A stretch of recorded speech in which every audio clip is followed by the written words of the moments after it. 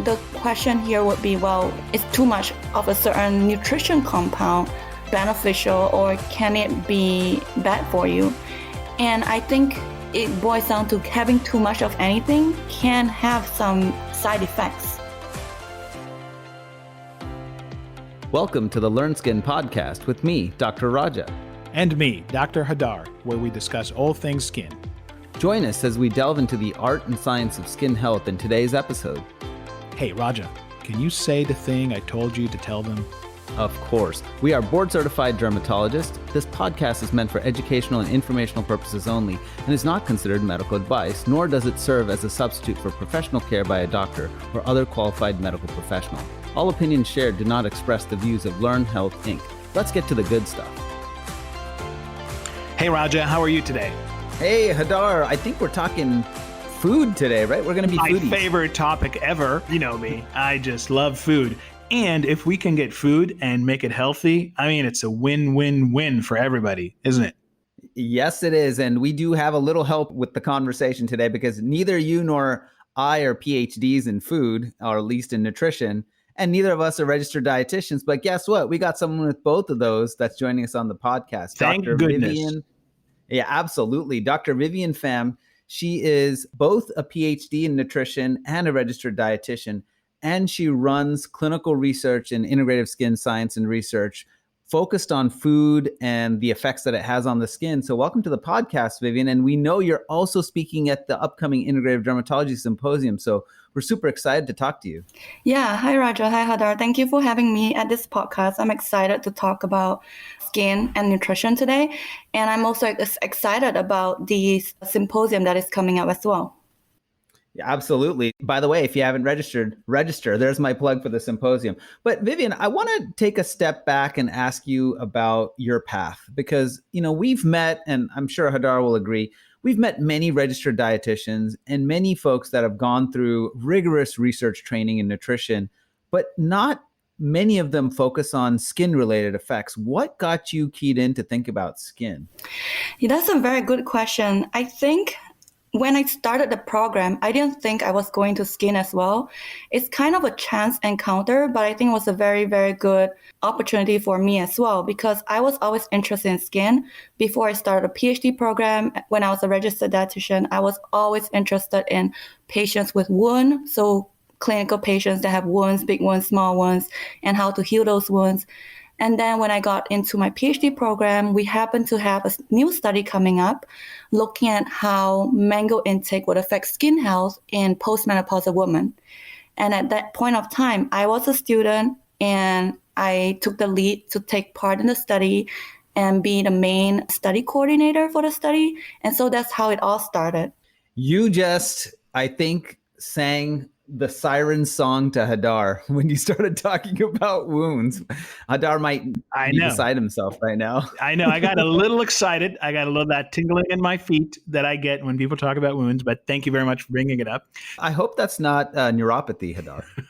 Thank you for picking up on that, my weird sense of humor. So I want to talk about food because A, I love it, and B, there's so much of it around us. Which nutrients are really beneficial to us? And I know it's a broad question, but when we think about skin, what kind of nutrients come to mind, your top favorite ones that maybe we haven't thought about before that could be really good for us and for our skin?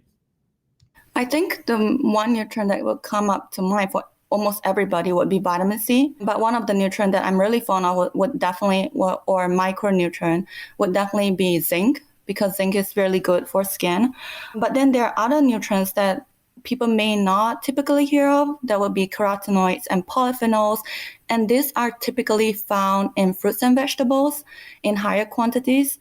And these are very beneficial for skin as well because they have antioxidant properties, they have anti-inflammatory functions, and overall they are just natural compounds that are found in food, and you can get them from just eating fruits and vegetables. So I think those are the compounds that people might not have heard of. Well, Vivien, let's talk a little bit more about polyphenols and carotenoids. What kind of foods do you find them in? Which ones are richer in them? And how are they different from each other? What are carotenoids and what are polyphenols when you really break them down? Yeah, so let's start with carotenoids because that's a smaller category. So the carotenoids are basically found in fruits and vegetables that are usually yellow, orange, red. So think of any fruits that, say, bell peppers, orange, pomegranate. These compounds have some portion of carotenoids. Carrot has a lot of carotenoids in them as well. And then for polyphenol, it's a very, very wide group of compounds we are talking about. So all fruits and vegetables, tea, coffee, they have polyphenols, but they have different polyphenols. So it's not, there are thousands of different polyphenols. So it's a very, very wide area, wide topic. When we're thinking about polyphenols or when we're thinking about carotenoids, I think one of the questions that comes up is what about just supplementation versus food ingestion? What is your take on, I mean, you may be biased as a nutritionist, a dietitian, but what do you think is the advantages of getting it from whole foods? Or are there any disadvantages that people should be aware of? That is a very good question because there are definitely differences between supplements and getting it from whole foods. First of all, the levels in whole foods are just natural levels that are formed naturally in the foods.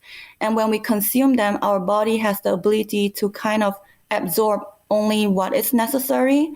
And it's very unlikely that we absorb too much of anything of these compounds from actual foods, from just natural foods, unless we're eating a very, very, very high amount. And most people are not eating an exaggerated amount of fruits and vegetables. And also, when we're talking about supplements, they are usually concentrated in such a way that you can usually consume them that the same amount in just one food, or even typically you can consume them perhaps in an average diet.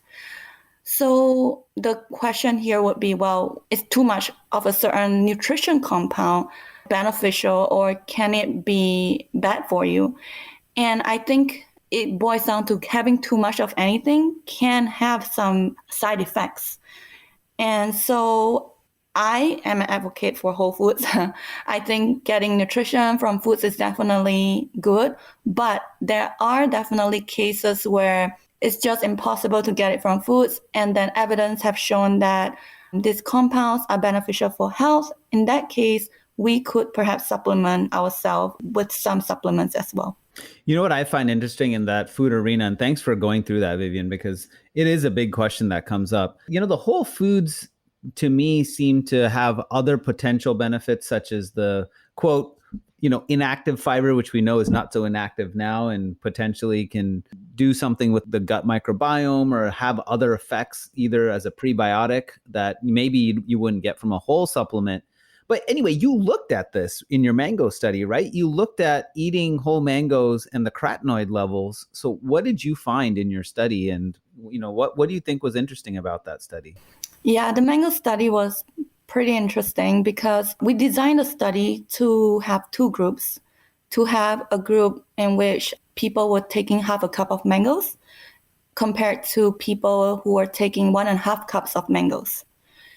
And we went into this study thinking that those who are taking more mangoes, fruits and vegetables, we always advocate for more. So we just assumed that more mangoes, our theory was that more mangoes would benefit the skin in terms of decreasing wrinkles. But what we found with that study was half a cup of mangoes decreased wrinkles compared to 1.5 cup of mangoes.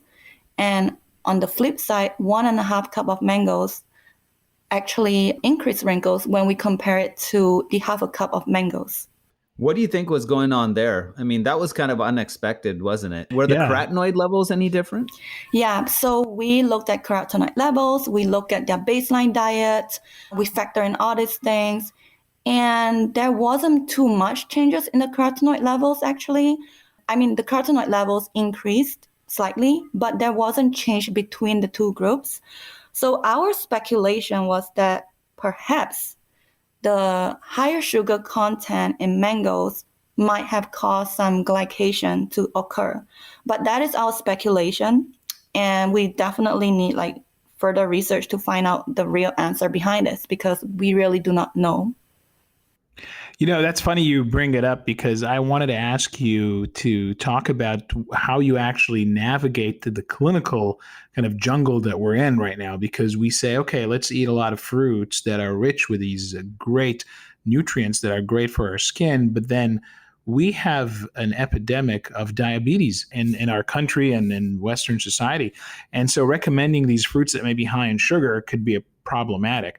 And I wonder, how do you navigate these clinical problems? And I know that it takes a whole training to realize this, but what are the common kind of obstacles like diabetes, perhaps, that you encounter when you talk to people? And how do you circumvent that? And what kind of fruits or maybe vegetables are rich in these nutrients that are safe to eat for most people? Yeah, so when it comes to fruits and vegetables, you ask a very great question, because in general, when people think about fruits and vegetables, we're just thinking of the benefits of it. But in cases like diabetes, well, too much sugar isn't going to be helpful for them. So, and fruits, some of the fruits tend to be higher in sugar. And so when it comes to patients with diabetes, the counseling that we usually provide is that consumption in moderation. We usually counsel them in terms of finding out their baseline diet, finding out like how they usually eat. If they're eating a lot of a certain fruit that is really high in sugar, we typically do not ask them to just avoid it at all costs. What we usually do is we ask that they reduce it and then replace it with another fruit or vegetable that is lower in sugar, because it is easier for someone to eat a smaller portion of something they like than to abstain from it completely. I think right there is the source of happiness. Don't you think? Absolutely. Absolutely. And I wanted to follow up with this because a lot of times I find that the most practical approach to talk to at least my patients is to talk about shopping. How do you go shopping? Where do you go when you walk into a store, right? To the usual supermarket in Westville, USA, and you walk in and there's so much abundance around you. And we know that a lot of this is not really healthy for you. Where do you go? How do you navigate? What are kind of tips you can give your clients when they come in and say, hey, how do I do this? Where do I get the good fruits and vegetables? How much of it should I consume? I know it's a tailored approach usually, but in general, any principles on how to shop correctly for healthy nutrients? There's actually a way to sort of encourage healthy shopping.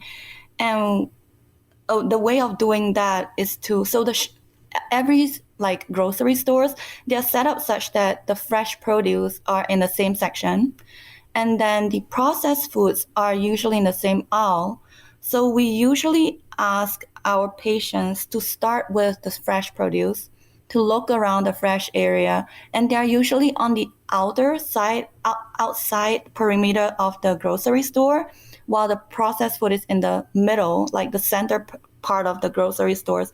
So we usually ask them to start from the outside, look at what is fresh, think of the foods that they want to make, and by the time they have filled their carts with like most of the fresh produce, when they walk into the aisles that have processed produce, they might still get a few items, but they may not be getting as much as they were to start off with the processed produce. See, I love this. That's simple, brilliant. I love this. And that's really a great tip because I think you're right. When I think of most stores I shop in, you're absolutely correct. You come in and the periphery somewhere will be fresh foods. And that's usually where I try to go first. So that's fantastic. Thank you so much. Vivien, I have a question for you. We always lump fruits and vegetables together. Should we be doing that, or should we be splitting them apart as fruits, vegetables separately? And what are the benefits and maybe advantages of either? Yeah, so, well, in the US dietary recommendation, it is split apart in terms of the amount that we recommend to consume. We definitely recommend consumption of more vegetables than fruits. And the benefit of having more usually vegetables, they are lower in sugar level. So that is one benefit. And usually they are cooked. And so that might be helpful for individuals who can eat raw items because of certain enzymes in the fruits. And then when it comes to fruits, the good thing about having fruits is they have natural sweetness in them. So this natural sweetness in the fruit really prevents people who, or not prevent, or give an option to people who enjoy sweet things, a chance to choose fruits, perhaps a sweet fruit over a sweet snack. And a sweet fruit would be usually better than a sweet snack.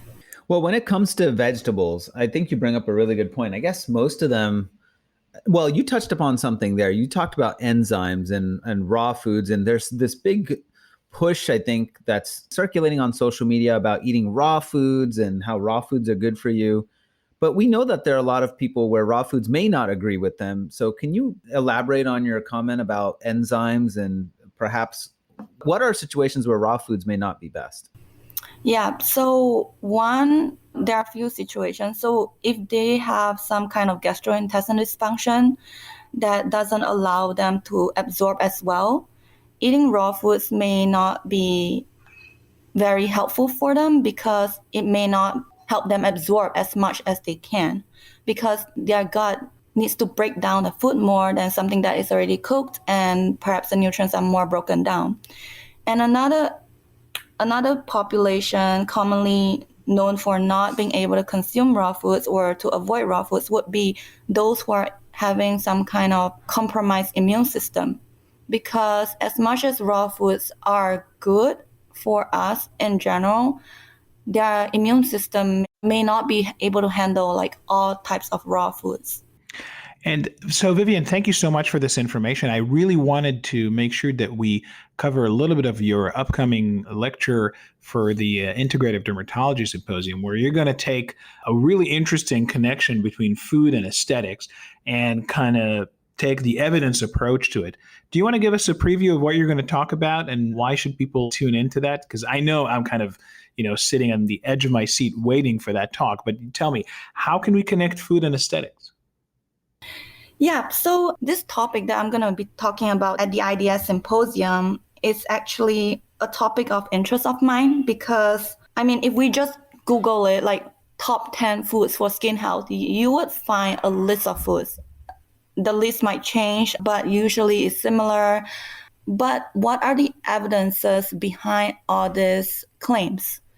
So when I start to dig deeper, I found that actually there aren't many research out there looking at how food actually affects skin health in general. There might be a lot of animal studies, but there aren't many studies looking at how it affects human.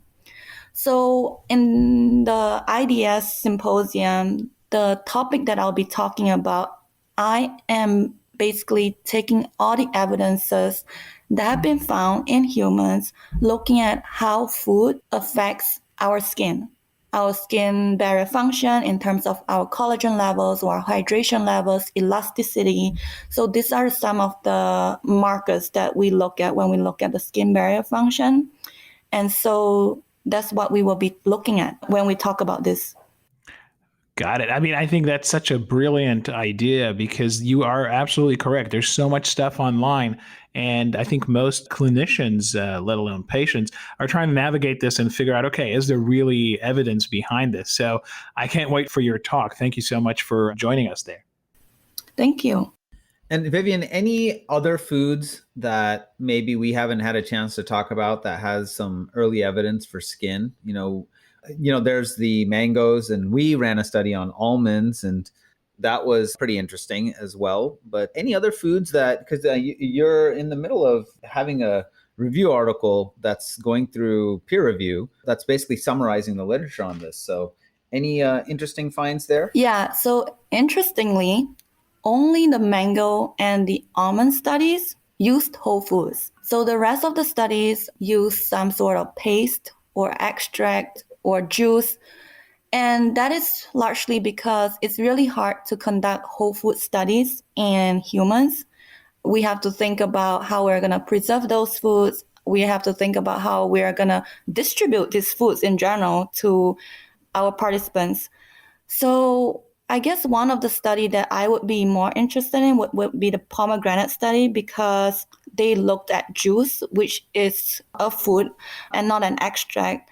And that study was a very simple study, and I think that study can certainly be expanded upon to look at different more measurements in the skin. I think that's going to be a pretty interesting study, especially with juices. There's always controversy over, do you lose other portions of the fruit that are important, and are you just taking the sugar heavy portion?